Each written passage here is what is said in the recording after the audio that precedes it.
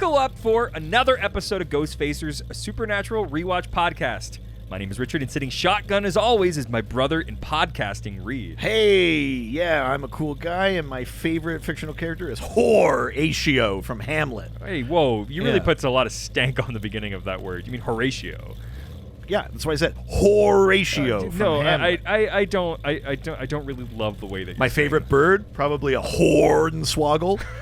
I don't really love the way that you're really emphasizing the like horror. Well, here's the part. thing. I know I need to be more direct because this morning I woke up and I read my horoscope and it said that I should do that. You really should look at the way that you're saying that. It's not good. How? I'll show you. Let's get into it.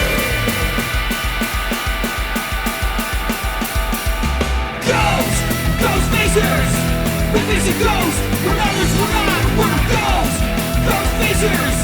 Stay in the kitchen when the kitchen gets hot! Ghostfacers! We're facing nightmare, we're facing dread! Ghostfacers! We're facing faceless, we're facing dead! Welcome to Ghostfacers. Today we're discussing Season 5, Episode number 17. I got 99 problems, but a witch ain't one. No, but a whore is. Jesus Christ. We'll get into that. Before we start talking about that. No, I want to get into it now. No. This episode aired April 8th, 2010. Written by Julie Siege. Directed by Charles Beeson. Yep. Viewed by an estimated 2.78 million viewers. Pretty decent. Not bad. Pretty good. Yeah. Pretty good. But maybe the promo will give us some insight into what this episode's going to be and its potential success. All right. I doubt it, but let's do it. Agreed. Kind of gives away the turn, doesn't it? A little bit. I mean, I did like the pray thing. That was fun. yeah, that's fine. In a normal episode, you'd be like, oh, yep, and here is who's your villain or whatever. But there's like an actual kind of like Twist. reveal kind Yeah, of thing yeah, happening yeah. in this episode. That promo seems to kind of undo or, Yeah, or, a little bit. get in front of. You know? I fully agree. I do like the way they shoot it, but like yeah, it's a better built promo than many. 100%. I'll give it that. International titles. Well, this episode is the 99th episode of the show, actually. Oh yeah, I guess it is. Which means we need to figure something out for next week. The title of this episode is also the same name as the 2004 Jay-Z song. Yeah. 99 If you're having girl problems, I feel bad for your son. I got 99 problems, but a whore is That's not. one. It's not what he says. No. Yeah. Jesus Christ. They do put a lot of fucking. They stank put so on much stank on that word in this episode. They must like not normally be able to say it, but because of the context of this, Maybe. that would be my guess. Yeah. The whole thing with like standards and practices is it's always about like what are they going to get complaints about, Yeah. and so the fact that there's like license to say it in this episode, they're like really fucking revel in it. Whore. And They I- like say it. They say it so hard. I hate a lot of hard R's. Yeah, I hate. I hate it. But we'll get into that. But we got no international titles this week. Everybody seems to have gotten it. Oh shit. Everyone's got 99 problems. Nope. Featured music from this episode. Too Hot to Stop by Mark Ferrari and Steve Plunkett. Cool. I mean, also horrible name combination. We've got Mark Ferrari and Steve Plunkett. You really plunked it. It sounds like Mark Ferrari is like the wealthy, rich, cool one, and then he dies and his kid has to go live with like Steve Plunkett. Yeah. That's like a Roald Dahl scenario. Man, you really plunked it. Oh, I really dropped a Plunkett in there. I gotta drop a Plunkett off at the pool. TV Guide describes this episode as Sam and Dean are rescued from demons by townspeople preparing for the apocalypse. They meet a pastor daughter who claims to be a prophet, but she turns local citizens against each other, and the brothers decide whether she should be killed. Yeah. They meet a pastor's daughter and they bring dance back to town.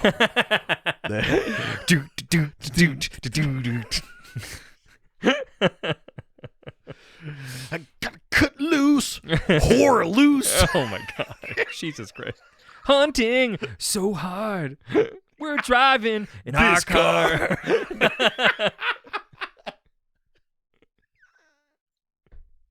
Demons know what I got, 'cause I gotta cut loose that That's whore.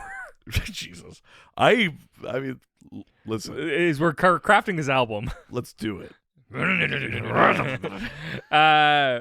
that is it. But before we start talking about today's episodes, why don't we open up Dad's journal and learn about some of the real world horrors? Yeah, let's see what the whore says about. Jesus. Let's see what the lore says about the So bad. the whore of Babylon. Yeah. This episode. Oh, it's already going to be a problem. Yep.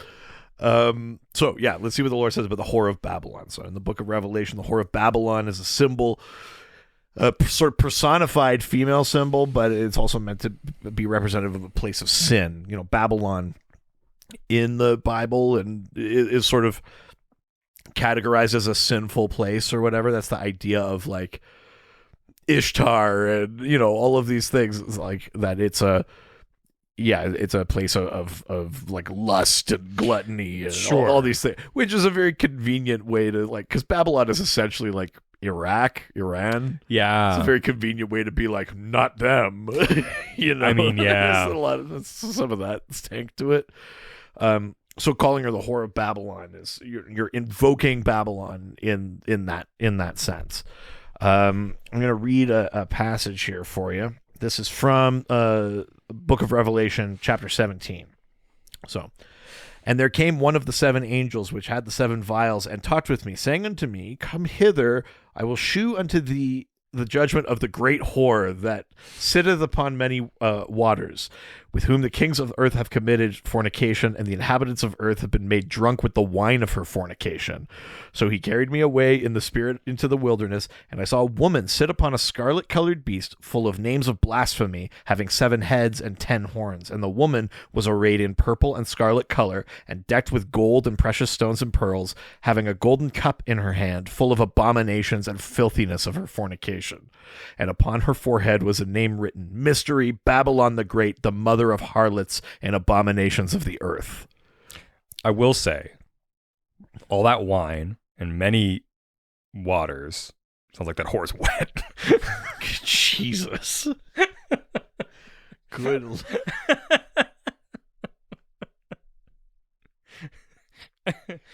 Yeah, put a towel down. We're reading from the book of Revelations. Jesus. Good Lord. God, they really not like women having sex in this. Well, here's the thing. There's a very obvious, not that much of a stretch feminist reading of this, which is like, Women are bad. how shouldn't have convenient sex. that even when we're personifying cities, Yeah. we're making them women and that they're, horrible or whatever for doing whatever. There's the Whore of Babylon, though depicted as a person there, is meant to kind of symbolically represent like sinful places. So obviously Babylon itself, but we talked about this. Revelations has all sorts of different readings of it, and some of them there's like a Roman application. So in some they're like Babylon is Rome. Sure. These are the heathen ones. They that all that sort of thing. Also, the word whore doesn't. It does. They talk about the fornication and stuff like that, but it doesn't necessarily mean exactly what it means now. It also has to do with like false idolatry and things like that. In that passage, they talk about, the kings of the earth have committed fornication. That's not necessarily about literal sex, but it's that the corrupting power of Babylon has gotten to other kingdoms, that it's spreading, right? Like that sin is spreading and evil, and they're following kind of false ideals and things like that. Is sort of the symbolic idea of the Whore of Babylon. And I'm going to pull up another thing here. All right. So they talk about leaders are swayed by the ideologies of Babylon. This comes from crosswalk.com, which there's all sorts of these sites of people. Oh, it's about like public access to like transportation and for like commuting and I mean, their logo is kind of like that, but there's all sorts of sites online where like people break down biblical interpretation of that. In an interesting way, it's slightly easier to find stuff that's relatively credible that way because there's a lot of literature about it, and how could you possibly scientifically sort of cite it? Sure, it's literature, So they follow after evil and all acts of sinfulness. As we witness in the Old Testament, when a leader of a nation falls prey to this, the whole nation does so as well. Okay. So it's the idea that, we're sort of corrupting the flock by getting at the kings, right? Sure. When they follow a bad ideal or a sinful philosophy, all of their people do. All of their people do. Even like, on an individual level, that, we're talking in these kind of big symbols, but that's the idea, right? A king is the it's nation. People, yeah. So, so that's all in there. The Babylonian thing is interesting because, it really is like a middle finger to the Middle East. Of course. The Hanging Gardens of Babylon are one of the 7 wonders of the world. Babylon, it was like a massive culture, a big society or whatever, but they are like very much painting them as like the embodiment of sin. And that's even from the Old Testament. I think Babylon specifically is referenced that way. But yeah, so it's interesting that they do this kind of very sort of specific personification as this woman who is not only do we throw the word fornication and sin and all that kind of stuff around, but also the idea of like decadence, right? That she's, draped in scarlet and purple. Those are dyes that are extremely hard to come by. Those are that's why only the rich, the wealthy, the kings would have purple. And I think in this, she's all in purple most of the time.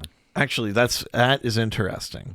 So yeah, it's about, like siphoning wealth and power and corruption and all those sort of things. So that is the whore of Babylon. And if you can believe it, I have more to say about whores later in the episode. I've got a few things I need to get off my chest. Yeah. To my... Uh-oh. Could you imagine? Insane. All right. Well, with that, why don't we get into today's episode? Let's do it. We start with the then, which we get Ben and Lisa again. We get searching for God. I know this is a rough one for you. The Ben and Lisa storyline that gets you right in the feels. And also just Lisa. Good Lord. What a absolute smoke show. Lisa, it's my birthday. Happy birthday, Happy Richard. birthday, Lisa. Weird to rope that in. That's going to fuck me up. Don't do that. Weird to rope the Simpsons in.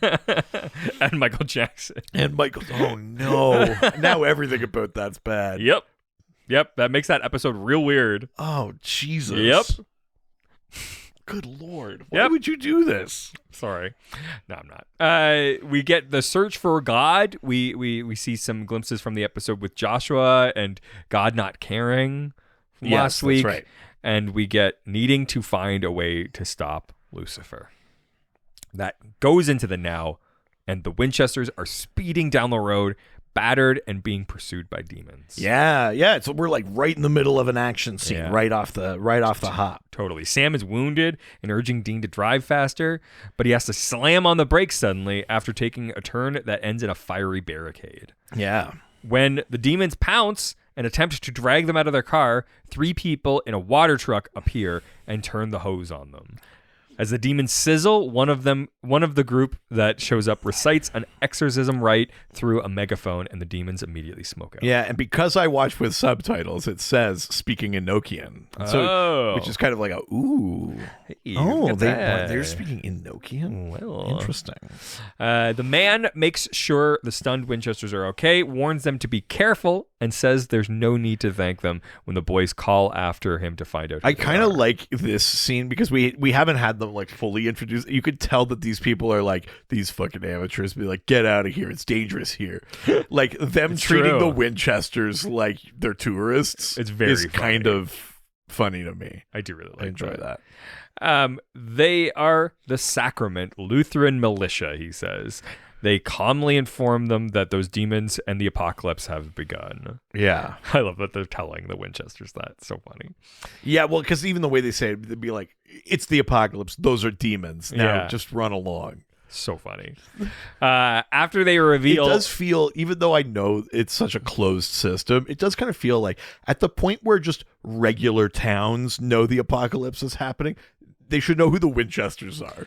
It kind of feels like word should have gotten to them. I think this is similar to the Croatoan thing where they're doing a siege and all this stuff on one town. Yeah. I don't think this Oh, is right. widespread. So it's not like. I don't think it's widespread. Yeah, yet. sure. Fair enough. Right. After they reveal the hunting arsenal in their trunk and convince the militia members that they are on the same team, the Winchesters are invited to follow them back into their town. Yeah. They arrive at their church in Blue Earth, Minnesota. I got a question for you. Okay. We see like they set up the whole town like it's like a military encampment. There are checkpoints, there's gates, there's fences, there's whatever.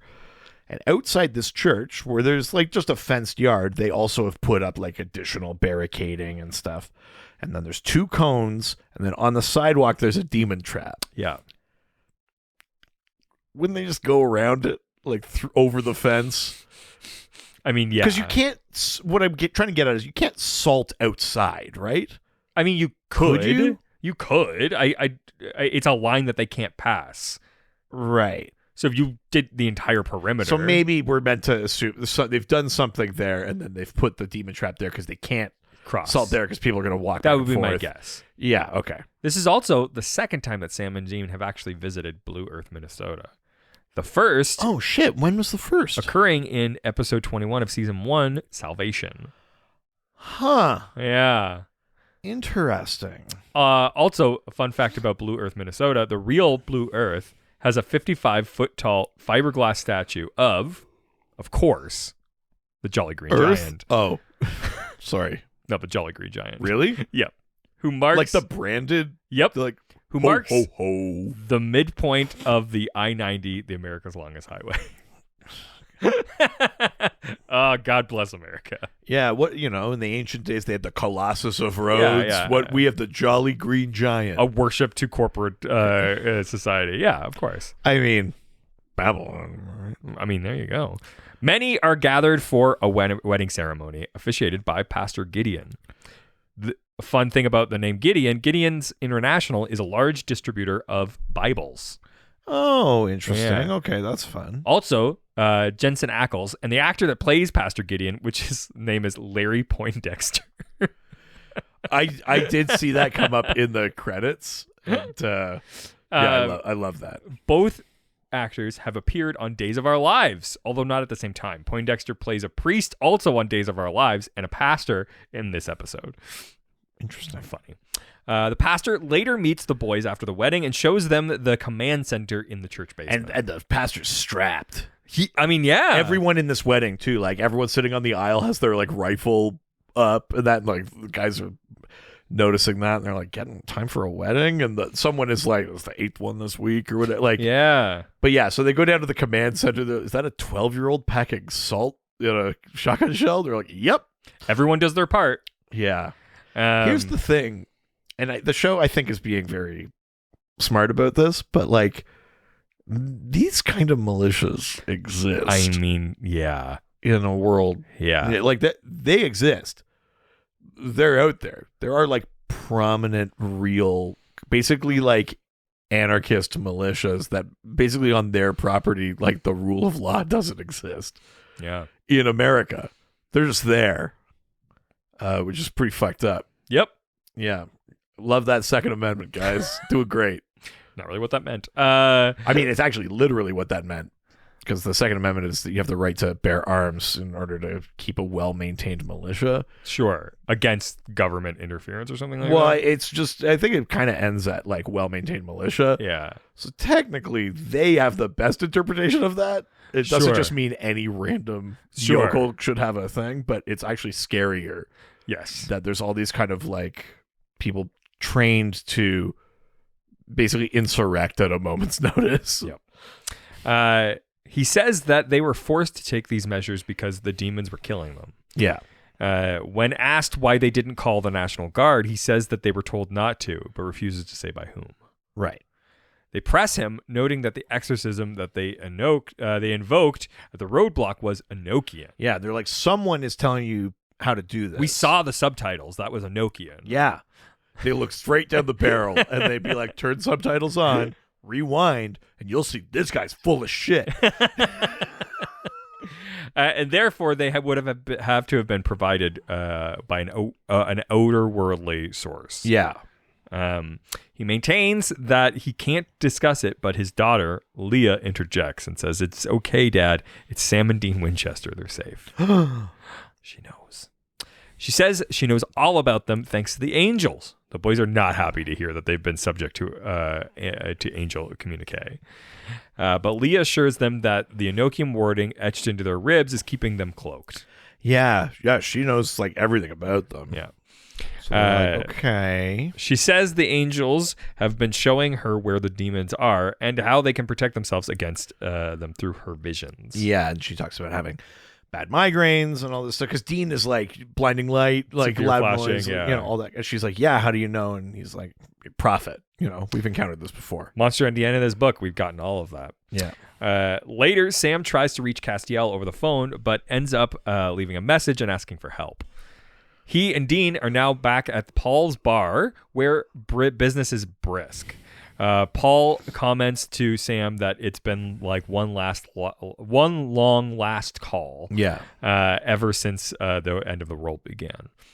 As Sam and Dean discuss why demons seem to be targeting Blue Earth, Sam expresses scorn towards the angels of having these people do their demon dirty work with regarding for their lives, with little regard for their lives. I mean, classic angels, though. Yeah, exactly.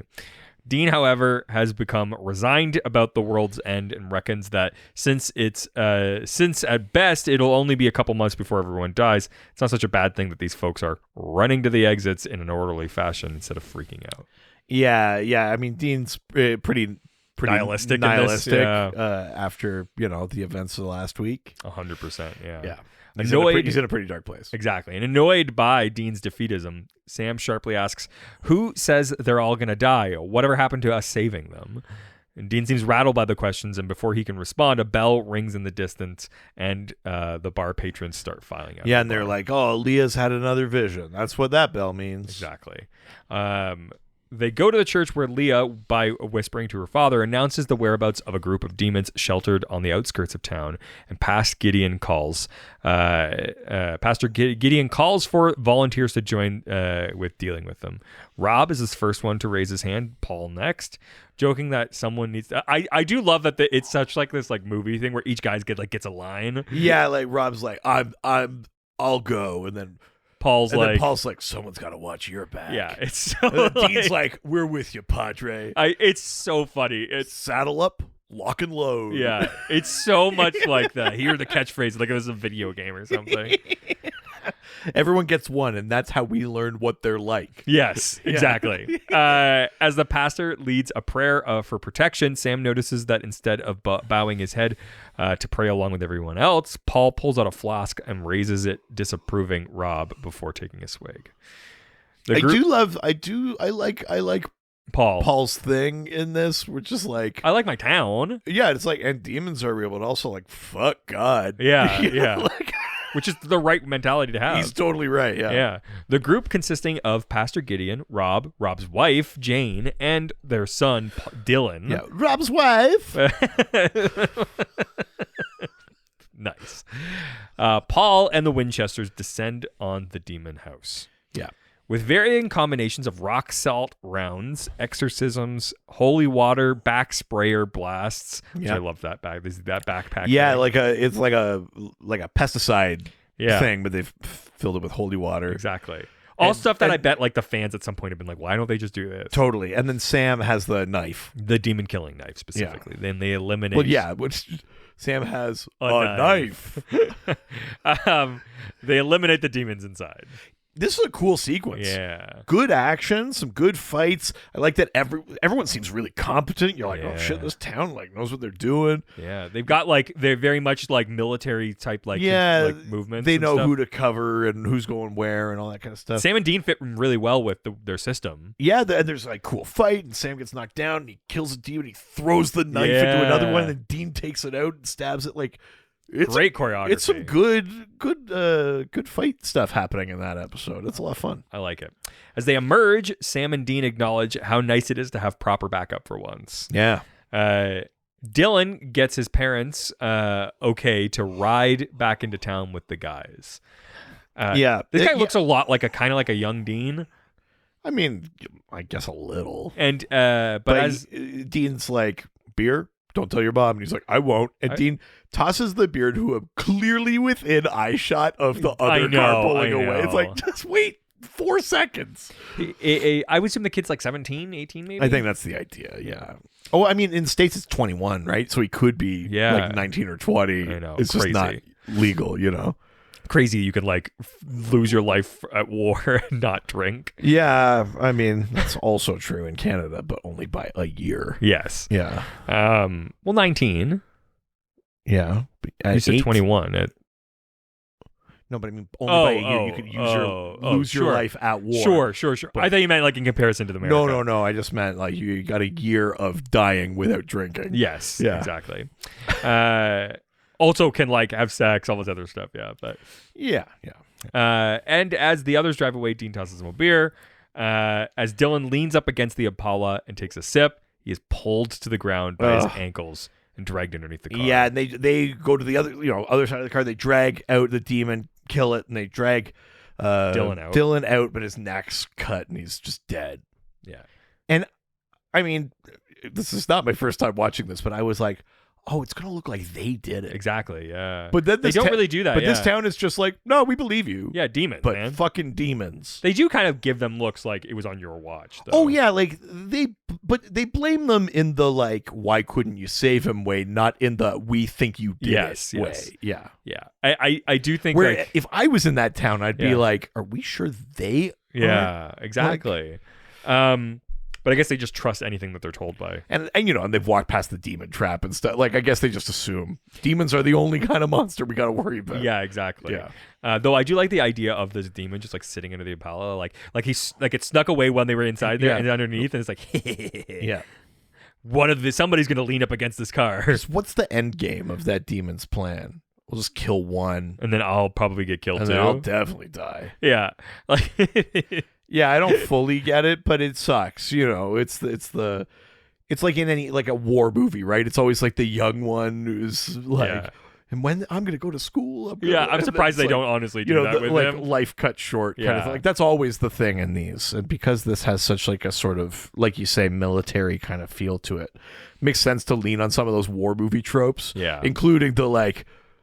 I'm in for one job. Like, someone's got to watch your back. Yes. Like, all that kind of shit is very much like a war movie. 100%. At the funeral, the parents, Jane and Rob, Jane specifically says this is your fault to them. Yeah. Rob's wife says that it's their fault. Yes. Yeah. As Pastor Gideon tries to offer some words for Rob and Jane, Leah suddenly collapses in the front pew. Making it about her. Appears to have a seizure.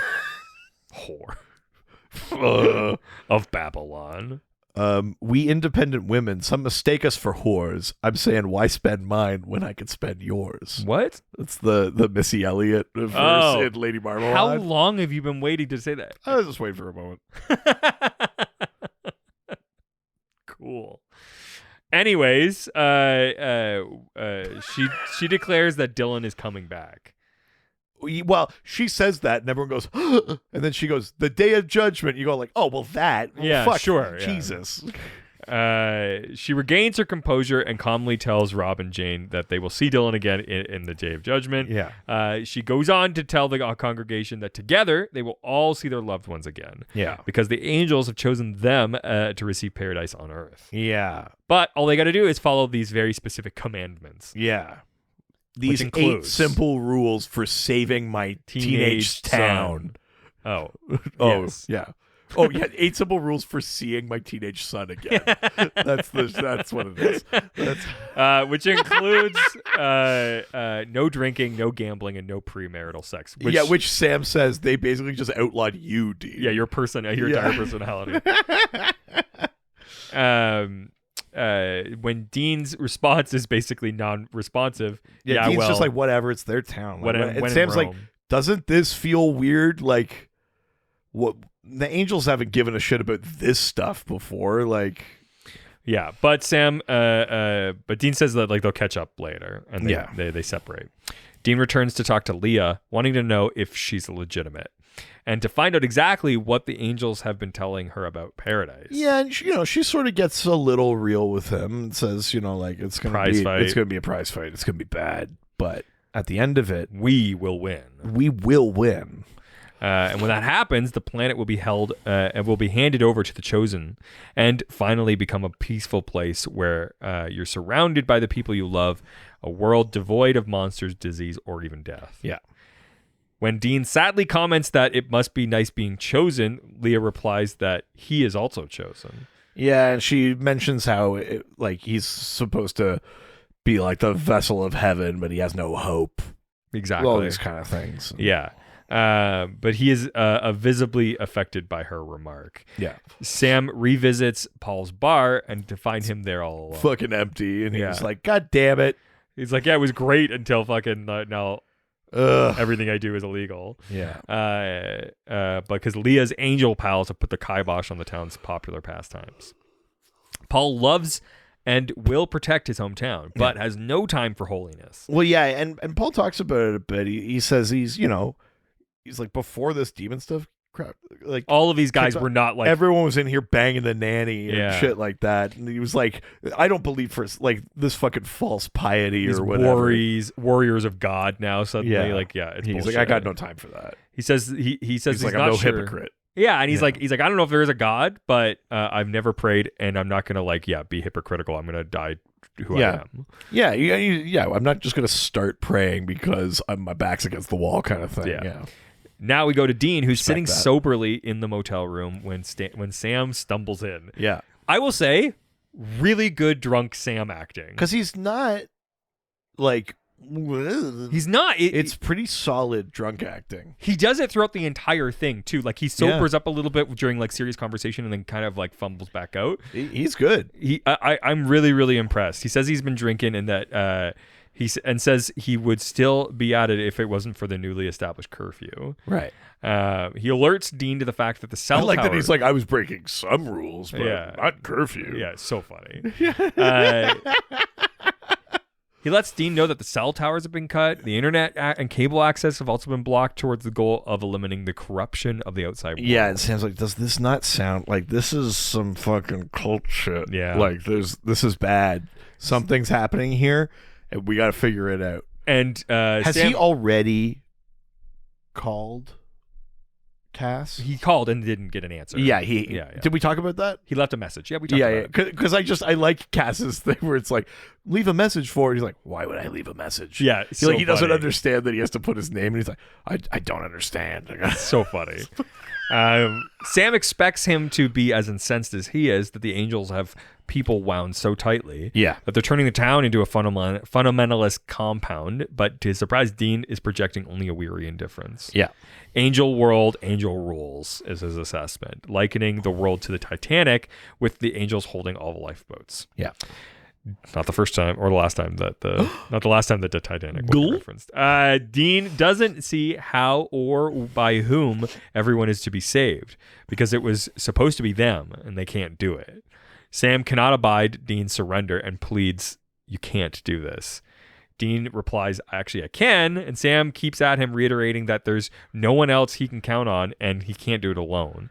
Dean decides that he needs to clear his head and walks out the door, ignoring Sam's warnings that it's past curfew. Right.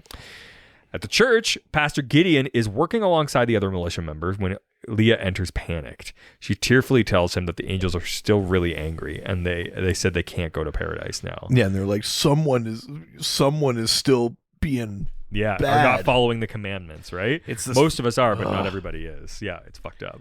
It's so fucked up because this is how real, Life works. Yeah, like real religion, real cults, real militias all work like this. It's like, it's so much more uncomfortable than just like a normal monster episode. Because you're like, fuck. Rob asks her to name names. Dean is still walking out when he hears shouting and glass because it was inside Paul's bar. Yeah. He goes in. The pastor's trying to break it up. Yeah. He's trying to pry a baseball bat away from Rob. Yeah. Dean asks the pastor if he needs a hand, and he responds by calling everyone just to cool down. Yeah. Paul asks how he can cool down when his friends are trying to run him out of town. Rob shouts that he needs to leave for the greater good. He's sorry, but there's no choice. Yeah. And Paul's like, this is my fucking town. We I was grew up at together. your wedding. Yeah. Like all this kind of shit. Jane chimes in, coldly declaring that was then, and now he's standing against the flock. Yeah. Ugh. Which is such a terrifying line. Paul rejects that, pointing out that he fights with them. But when Rob tells him that he can't make this any harder for them, and he rejects that as well, and reminds them that Blue Earth is his home too. Yeah. And makes it clear that the only way to remove him will be to drag him out. When Rob makes a move to do so, Dean punches him to prevent it. As the two of them struggle, Jane shoots Paul dead. Yeah. Rob's wife shoots Kills- Paul. Yeah. Kills Paul. Yeah. Declaring Yes, that he falls limp like Sleeve of Visor. declaring that no one will stop her from seeing her son again. Yeah, pretty fucked up. Yep. Meanwhile, at the motel, Castiel finally arrives in response to the voicemail. Also drunk. Very drunk. Yeah. And Sam's like, And surly. And Sam's like, are you? He's like, you left me a long voicemail. I find I find your voice like grating. yeah.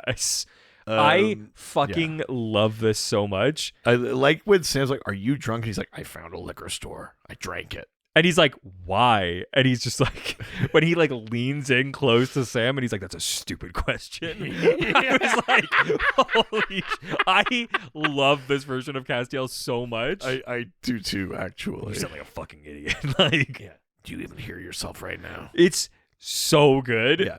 Don't ask stupid questions. That's what I think that's what it was. Yeah. That he leads up, whispers in his ear, don't ask stupid questions. And then he's like, what do you need me for? I fucking love this. Yeah. Cass Cass is also in a dark place Yeah. after all of the Yeah, 'cause God reveals. he went on a bender. Yeah. I think in a later scene, Yeah. he's like, I was on a bender. Fucking, oh god, it's so good. Sam, it is good. Sam starts to describe the demon attacks, and Castiel asks if there's any sign of angels. Sort of, Sam says, through visions channeled through a prophet, Leah Gideon. And Cass is like, she's not a prophet. And Sam's like, she sure is. She knows everything. She gets the headaches, the whole shebang. And he's like, I know the name of every prophet. She's not one of them. But also, even if he didn't have it all etched into his brain, he should know she wasn't a prophet, because as we learn later on in this series, there can only be one prophet alive at a time, and Chuck is the prophet at this moment. True. Yes. Also true.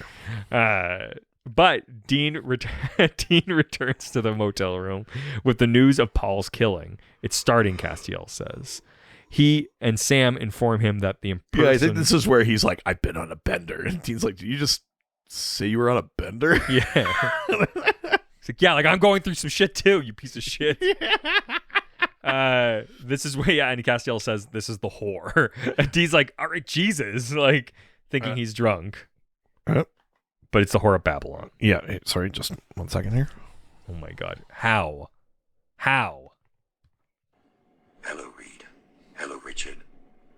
Richard, I've heard you don't like this segment, so I'm hoping this little jingle will turn you into a savage slut. Richard, Whores and sluts. do you want to build a segment? It could be real fun.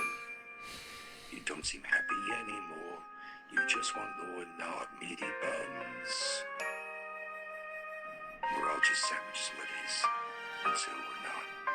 I like my meat on rye. Do you want to build a segment? It's time for sandwich segment. Really? Okay, bye.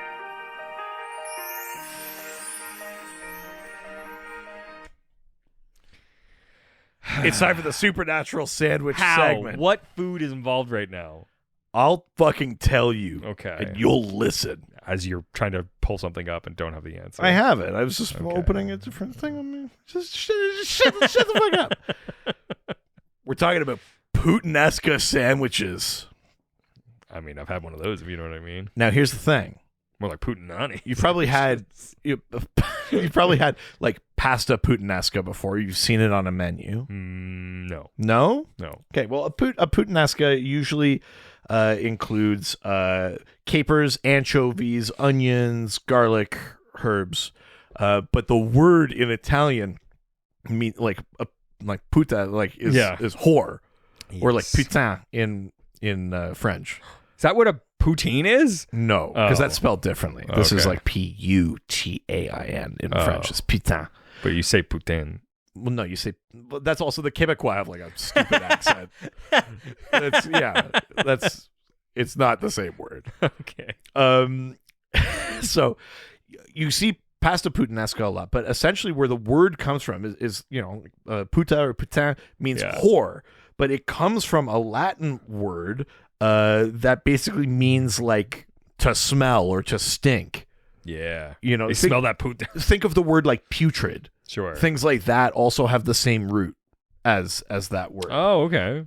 So it's because it's including like anchovies and shit like that. Like it's a smelly thing, but it also harkens back to like, they would be like aroma, like either perfumes or whatever would be the aromas from like houses of ill repute to waft people in. So it's this association of stinking and that Sex. with sex, and so it morphs eventually into the word for whore. So puttanesca is like whore style pasta. Oh my god. But you can apply that to a sandwich. You can get chicken puttanesca sandwiches at some And what's places. on that? So the ingredients for this one, for example, chicken, obviously, garlic, anchovy fillets, olives, tomato paste, capers, red pepper flakes, egg, and you mix it all together. The anchovies, I think, are like the real key ingredient, but the garlic's also a component of it too. But these, like a puttanesca, if you get it in the pasta, the sauce is not necessarily like it's not like heavy on sauce. It's more about just throwing those ingredients yeah. in.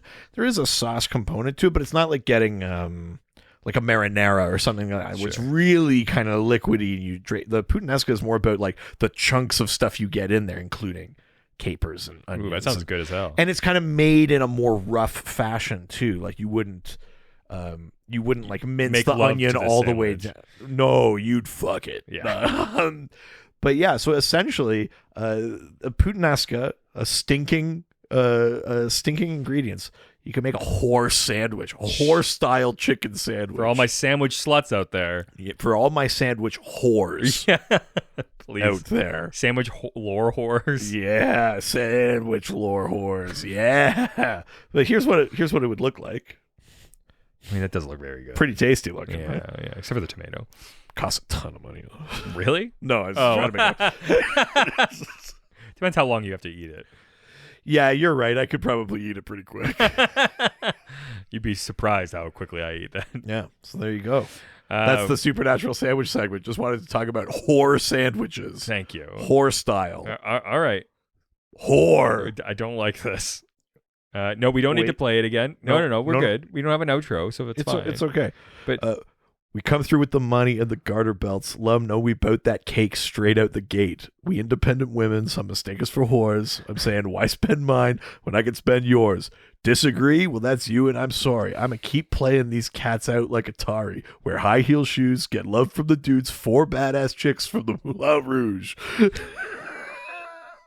God, you've never been cooler. Hey, sisters, soul sisters. all right. Better okay. get that dough, sisters. Okay. We drink wine with diamonds in the glass by the case, the meaning of expensive Jesus taste. Christ. If you want gitchy gitchy ya mocha chocolata, Creole lady marmalade. One thing, I don't know why. It doesn't even matter how hard you try. Keep that in mind. Fuck yeah. That's right. Woo! God, it's the whitest we've ever been. Yeah. That was the sandwich segment. Yeah. I won't play an outro because you Thank keep you. fucking whining like a baby. Yeah. Well, make an outro and then we can get one. Who rises? I think one might be getting made. I think it might be too. He and Sam inform him, that the being impersonating Leah is actually what the Book of Revelations identifies as the Whore of Babylon. I do think also with the way that Misha talks as Castiel, it puts an even harder R on it. I where he's know. like, the whore. Yes. You're like, okay, Jesus, man. I think that's what Dean says. He's like, Jesus.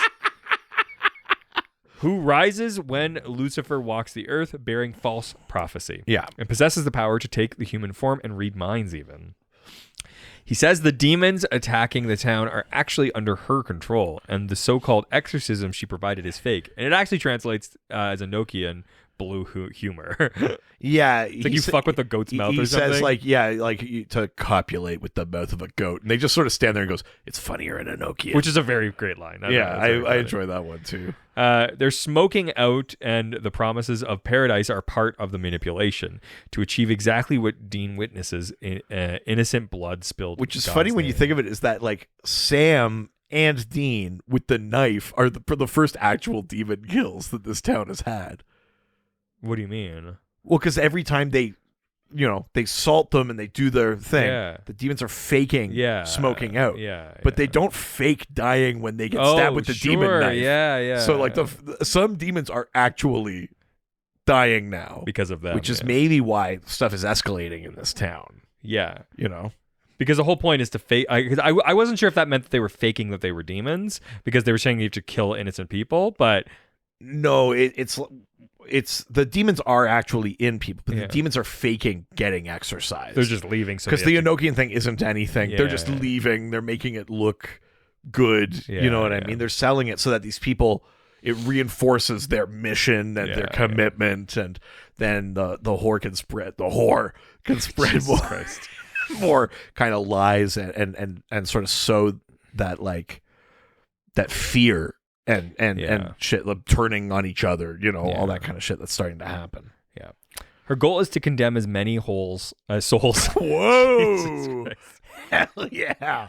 Souls to hell. I'll condemn my holes to hell. Fuck yeah! As possible. Woo! All right. Okay. All right. Says Dean with a bit of newfound energy. I hate the line that he says here, which is, how do we go pimp of Babylon all over this bitch? Yeah. I mean, they're trying for wordplay, but you're just being like, hey, you know who famously beats the shit out of sex workers? Yep. Pimps. Yep. Let's do that. In the church office. It's kind of gross. Yep. I don't love it, but at least it's a quick line and we can just move past it. In the church office, Jane and Rob are now seeking counsel from Leah. Yeah. Jane is sobbing, extremely fearful that by gunning a man down on his own property for selfish reasons, she may have angered the angels further and made things worse. And Leah's like, nah, it's fucking kosher, baby. Yeah, we love it. Yeah. I love that for you. Yas, queen. It's weird that she says that. Yeah. Should have been the first sign, honestly. But the pastor is in there and he's like, wait a minute. It's actually not cool. Yeah. It's pretty bad. Leah counters that it's not a sin to strike down evil, and he starts to protest further, and she interrupts by reminding him that he's always taught her to have faith, and the pastor is stunned. Yeah. Castiel then obtains the required weapon, a stake made from a Babylonian cypress tree. Yes. Yeah. I do like when Cass has to go on like a pilgrimage for things from the Middle East. Yes, and it's just like boop boop, like he's gone back. Yeah. He informs Sam and Dean that it's not a simple matter of just anyone ventilating her. Well, yeah, Dean says, let's ventilate her. Yes. It's like, Jesus. However, because the stake must be wielded by a true servant of heaven in order for it to kill her. It can't be Dean. Yeah. He goes, "It can't be Sam. You're obviously an abomination." I love that line too. It's a Holy really shit. We got real sassy fucking. More like Sastiel. Am I right? Yeah. Yeah. Woo. New shirt idea. All right. Sastiel. Because Castiel's defiance has separated him from heaven, Dean refuses to submit to the will of the angels, and Sam is considered an abomination. 3 of them do not qualify. Yeah, so they basically are like, oh, so we got to get the pastor to kill his daughter. Well, I mean, although we've already established that the Whore of Babylon can change form, Yes. so I think they even say like the daughter must have died or like something, months ago when this kicked off or whatever. At the church, Leah holds the full attention of the congregation as Pastor Gideon nervously stands to the side. Yeah, she's like, I got a list of names of fucking sinners that need to be taken care of. Yeah, and the pastor's like, this is fucked up. You can't do this. And she's like, how about you get your hands off me or you'll be one of the names. Like the artifice of it is like kind of coming down, but it doesn't matter really at this point. She's kind of got the town whipped into a furor. Yeah. He leaves the church and Castiel appears to him and identifies him as an angel of the Lord before teleporting him to the motel room where Dean and Sam await. Got to imagine it's funny. It's like, wait, so hang on. So there are angels. They just have been not here? They're just not here, but this one is now. And Yeah. he's with you two? Yeah. Yeah. They explain why, as a true servant of heaven, he must be the one to complete the task. So there's no way he could kill his daughter, and they point out that it's not his daughter, who's been probably dead for months. Yeah. And that thing killed her. Yeah. They perceive he already knows deep down that it's not Leah, and stress that if he doesn't kill it, innocent people are going to also be killed and be condemned to hell. True. As Castiel sits outside the hotel later, Dean offers him some hangover meds. Yeah.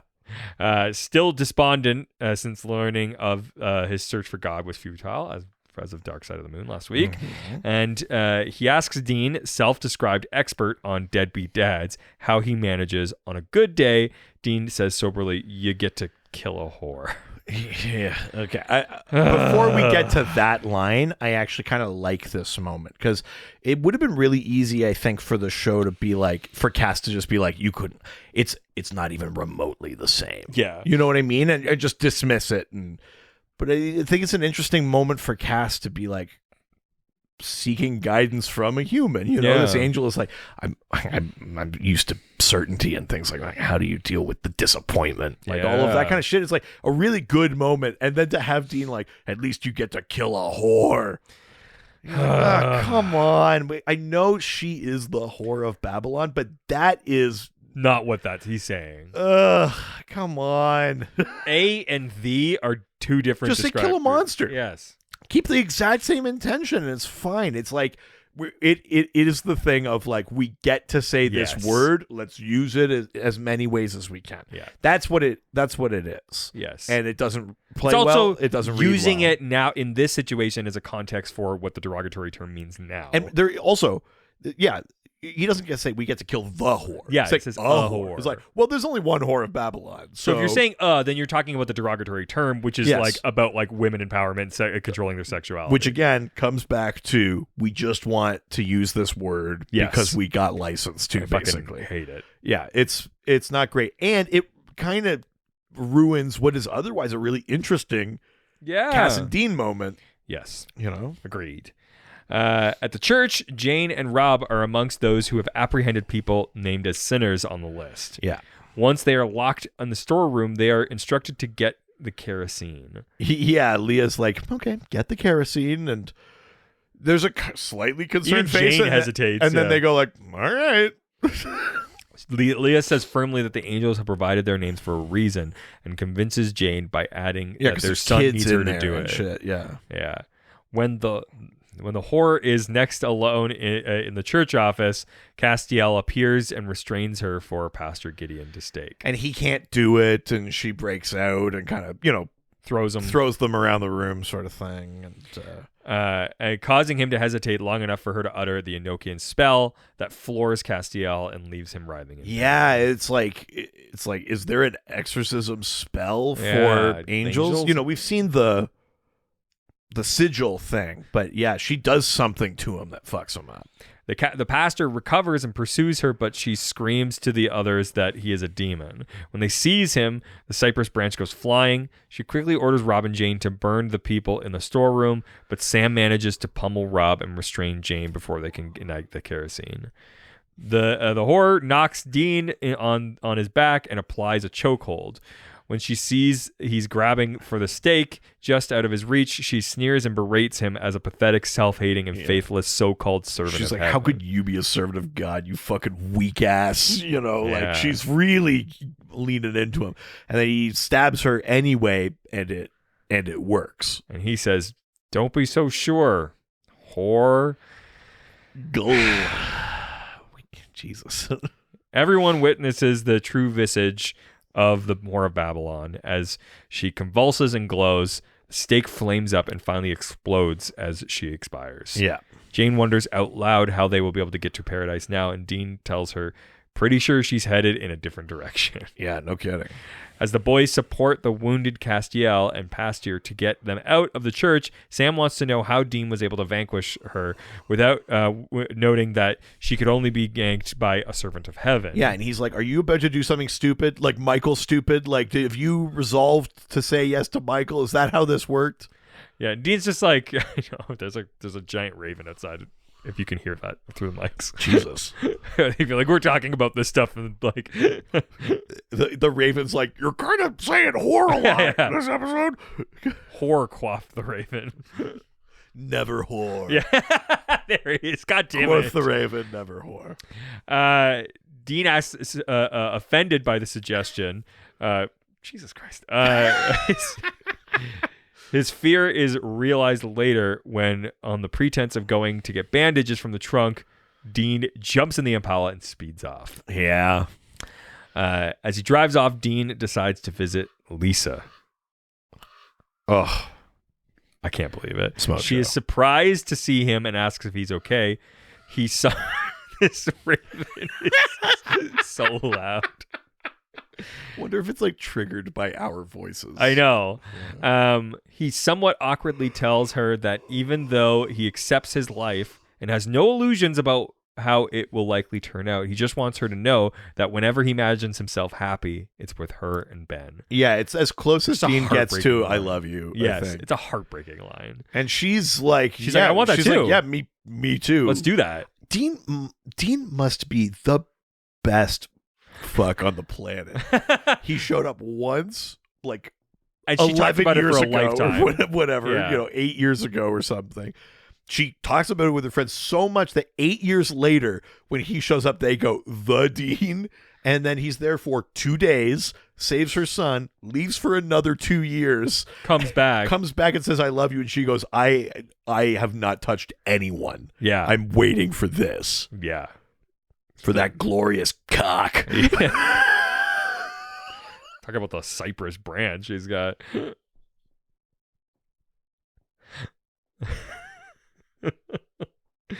But I mean, here's the thing, though. Like, I'm laughing at it because when you put it that way, it seems ridiculous. But these actors, Jensen and They have so much remember her chemistry, name. yeah. They have so much chemistry. They play it so well that you're like, yes, Yeah. You buy in, even though like it really isn't that earned, but you fucking buy it. 100%. They are so good together on screen. It's wild. Yeah. And he tries to leave, and she says that he can't just stop by and drop a bombshell like that. He tells her he's sorry, but he can't stay. He decides to warn her that in the next few days, things are going to get worse. Yeah. And she's like, "You're kind of worse," and he's like, "Worse than that." Yeah, it's bad. It's going to be really bad. But I have made an agreement. I'm going to make an agreement with some people that are going to make sure that you and Yeah, he Ben said are I've safe." made arrangements so Yeah. that you and Ben will be fine. She's like, "What the fuck does that mean? Don't. You're about to do something dumb. Don't do it. Yeah. Come on in. At least wait until Ben gets back from baseball. He wants to see you." And Dean's like, "It's Probably better if I don't see him. better if yeah." He kisses tearful Lisa goodbye and leaves. That is the end of the episode. Yeah, man. That end of the episode almost makes up for the misuse of the word whore. Almost. Almost. Almost. Yeah, that is 99 Problems, an episode that I think neither of us really super remembered. No, not overly. I gotta say, like, thematically, I really like this episode. Yeah. The idea of, like, the corruption turning piety into sin and, like, all of those things is Yeah. really, like, False prophets. And it's so fucking real. The idea Yeah. of militias and, like, the cults and all of that. Like, it's religious persecution based on, like, betterment. Yeah. and extremely, well executed, or what I mean, like turning so-called virtuous people into, against their neighbors and stuff like that. Like, it's a great depiction of the apocalypse in motion. I actually think both currently and on the show. yeah. The apocalypse we're actually living in IRL, and then I actually think this episode does a great job. The problem is we get it, she's the whore of Babylon, but like it's the thing we've been talking about, the license to use the word, be like, take that whore. Yes. We get to kill a whore. I hate that because it's like the whore. Yeah, well, it's It's like a it actually whore. makes sense. Well, when I meant like Cass, Yeah, when he yeah. says it's the whore. yes. That was maybe the only one that makes sense. Yeah. Because it has the sort of like angelic stank on Yes. it, like of the. Yes. You can kind of sell Though- that character wise. The Dean thing is like, come on, man. Like, just like it's not better to call her a bitch, but it's I don't know, feels less. Bitch is just misogynist, in its own way. It's not. Sexual persecution. It's not yeah. also. Yeah, it doesn't have the extra layer. which It's not. I guess it's not that. let's also different, be but- clear, the original telling of that term was also that. Yes. Like it's They're ascribing sin specifically to, even when they're talking metaphorically, they're ascribing it to sexual proclivities, Yeah. to being kind of like whatever, promiscuous Yeah. or whatever, to having any sort of sexual agency, to making that personification a woman. Like it all It's comes back bad. to that. Yeah, it's it's all all bad. bad. The only good whore thing out there is a Pudineska. No. Jesus Christ. It's that hurts this episode. Yeah. But themes, the Interesting, performances, the kind of the general kind of lore, Dean and Lisa at the end there, like this is a very strong episode with this vein of shit through Yeah, it. 100%. So I think I would give this. I'd give this 3.75 strapped pastors. Oh my god. Strapsters. Nice. Yeah. I do think that pastor's performance is really great. Leah's performance is really, really good. Yeah, she does the slow burn of like each time we see her, something is a little more off. Yes. And she does a great job at that.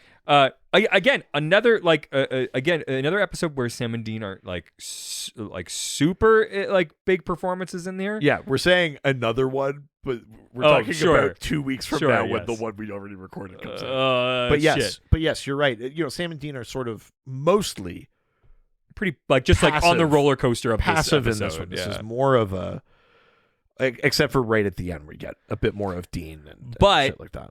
I mean, another like fucking thumbs up to Sam for Jared for that performance of being drunk. Like Yeah. that was a I great. think you got to give Jared like things. Yes. Jared can't be the straight man. No. You know what I mean? Like, isn't that weird? Yeah. Yeah. When you think he should be because the way In that dynamic, he Yeah. has to be because Yeah. Jensen is so more interesting. Yeah. But really, Jared, given like, if everything was built around Jared, you should have a different person be the straight man. That's why Castiel works so well. Although Cass isn't playing it straight. Well, not in though, this episode, but like, though, yes. but yes, I see what you mean. But yeah, I Castiel drunk is so fucking funny. I love that. I find your voice grating. Don't ask stupid questions. That is the best part of this episode. Just that like quiet, slow lean, and then don't ask stupid questions. Amazing. Great performance. This episode really is so strong. Really well performed. Really well written. That fight choreography. Yeah, great fights. Really, really good fight. Do you know in what? there. I might bump mine back up to a 4. There's a lot of good shit in this episode, just except that one big pervasive thing. Yeah. So I'm gonna give this. I'm gonna give this 4 child packed salt rounds out of 5. Nice. What? Not sweaty at all. Yeah, it's a decent episode, but that fucking horror statement constantly Yes. in there is driving me crazy. Yeah, I mean, it does kind of just take you out of it. Like, I know why they're saying it, and I know what the lore wise they're riffing on, but every time they say it feels like the script had a different word, and on the day they were like, put horror in. Yeah, Like, that's what it really feels like. love it, and I hate that. I think it's too gleeful. Yes. Is part of it. Yes. They're reveling in the, like, we get to say it. Yes. Darth Sidious. Yeah. You'll find that this word is fully operational. The one thing I will say is at least this is written by a woman. Yeah, but it's still just I still don't love it, and from a different time. I think it undermines their their character. Like, I agree. Dean doesn't look down on sex work. No. Dean is a patron of that world. Like it doesn't feel like Dean. No, I agree. Well, those are our reviews, but before we finish this episode, we have a note from a fellow hunter. Ooh, very nice. Okay. That's right, from everyone's favorite suspect email, Big Sis 1-on-1. Ooh. I mean, yeah. I know you explained it, but I always think we got accidentally subscribed to a weird. Every time you see that email in our thing. With the subject totally normal. Okay. They go on to say, I too am always ready. I live on 4 wooded acres and have 2 young boys. On nights, my husband works late or out of town. I absolutely do not walk around the house at night without something. Sure. We are a hunting/fishing family, so I do have firearms in the house. I have a pistol in my closet, top shelf, next to my bed, out of the kids' reach, and I have timed myself and actually practiced getting out of the bed and grabbing it. Wow. But I also know what's in every room and how I can use them to defend my kids. Hell yeah. I know my sewing scissors or seam ripper in the living room could easily gouge eyes. My knife block is on the counter, so I don't have to dig in the drawer, etc. Even when we go to playgrounds, stores, restaurants, I know where all the exits are. I have a plan in mind for if someone enters any doors, how I would protect my kids. I've recently pulled a 9-month-old baby from an overturned car. Jesus. I am not an emergency personnel. Good Lord. And I mean, good for you, but holy shit. That's fucking intense. And the instant I got home, I ordered a window hammer and seatbelt cutter, and now I occupy much of my driving time with planning if my car got overturned, how I would get my kids out safely, or any other accident.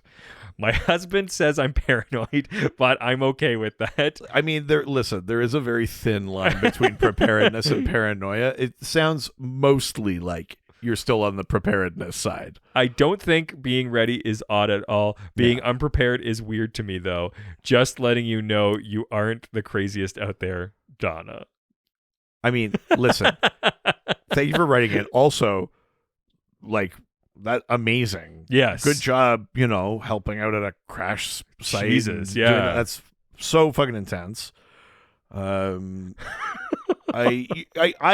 have like a sort of emergency kit in the car that includes things like a hammer and like a lighter and like stuff like that. I have like emergency blankets and stuff if it's cold out. When it's winter, we load more blankets into the car just in case we get stuck or we run out of power or something. We gotta wait for a tow truck. I do some like preparedness things. Yeah. I don't think I'm overboard with it, But you're just like Donna. No, but I mean, my dad like has a sort of all-purpose emergency kit in the car that includes those kind of things, and also like batteries and a flashlight and all that kind of stuff. My dad also like drove around with an axe handle in the car for my entire life. Why? Just in case you need an axe handle. What do you need an axe handle for? Well, because it's big and heavy. I think he mostly had it because at one point we had a car where the pneumatics wouldn't hold the trunk open anymore, and so we would just use it to prop it up. But it also kind of became like a Are you like, De facto bat. but are you stuck? Are you a little nervous? Grab the axe handle. Sure. You know? Jesus. Yeah. All right. My dad tells a story of one time. This was the car where nothing worked, including the pneumatics. Yeah. And on his drive home on the 401, very busy highway in Canada, it was like a downpour, and the windshield wiper like flew off the arm.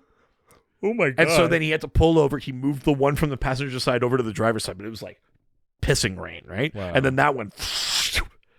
So you lost both Holy wipers. So it's just like shit. two sticks kind of doing Oh my this on the thing. god. So he had to pull over. He like, I don't know if he had an extra one but couldn't attach it or whatever, but he had to get duct tape to sort of attach it to the stick. Sure. But the duct tape had been fused to like a metal toolbox that was in the trunk just because it had been sitting there too long. Oh, And the okay. glue had kind of seeped. Oh. You know. And Okay. So he had to get the thing off. So he got the axe handle, and so he's on the side of the highway, leaned down behind the car, hammering with this axe handle something that people can't see because his back is to the highway. And with an axe. So yeah. it looks like he's murdering. Oh my someone god. on the side of the highway. Wow. Yeah. That's incredible. Yeah. Insane. Thank you, Donna. Hashtag Big Sis 1-on-1. Yeah. I mean, Don't look up that hashtag. more like big hero 1-on-1 to save that kid. Yeah. It's crazy. Holy shit. Yeah. Big hero on baby. No. What? Not. Hashtag. No. Next week is our 100th episode. Yeah.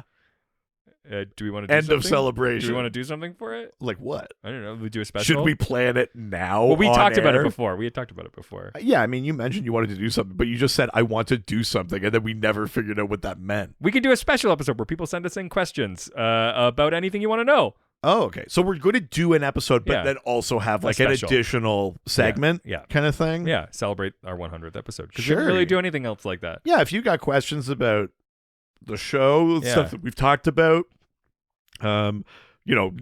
new notes, or you want us to elaborate on a thing we kind of said but we didn't spend enough time on, or you want to get to know us or our thoughts on the show or whatever. Yeah, if you're on social media, you can use hashtag GhostFacers100. Sure. We'll do a special episode answering all your questions, whether it's about us or the show or whatever you want. Yeah, that's fun. Yeah. Let's do that. A thing Sure. we decided before this A episode. thing that like seamlessly integrated.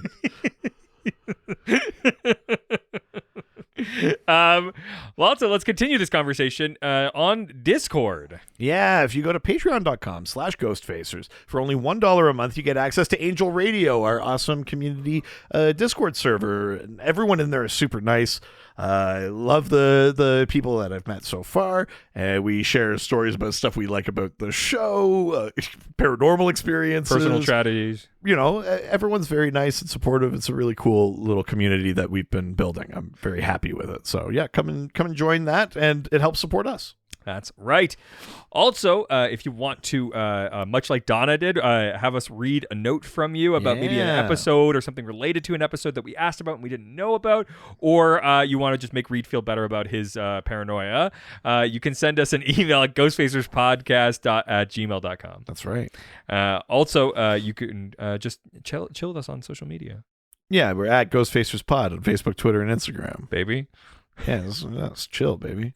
Don't forget to subscribe on whatever platform you get the podcast. That helps us out. But what also helps us out even more is 5-star reviews. Yeah. So while you're on those platforms, give us one of those. If it's not on Apple Podcasts or Facebook, we probably won't get notified. So just maybe take a screenshot and send it to us on one of those. Yeah. Also, if you want to show the whole world your love, you can wear some of our merch, which you can buy at GhostfacersPodcastStore.com. Yeah, coming soon, Sastiel shirts. Yeah.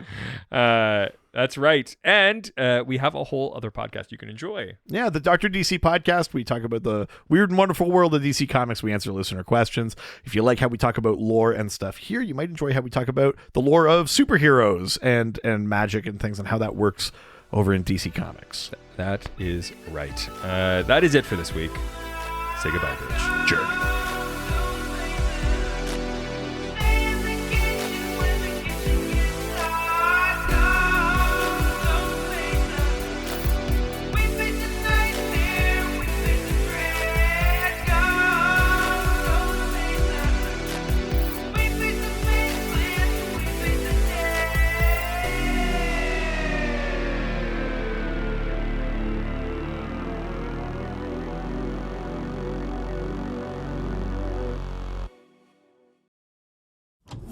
This was a Brain Freeze podcast.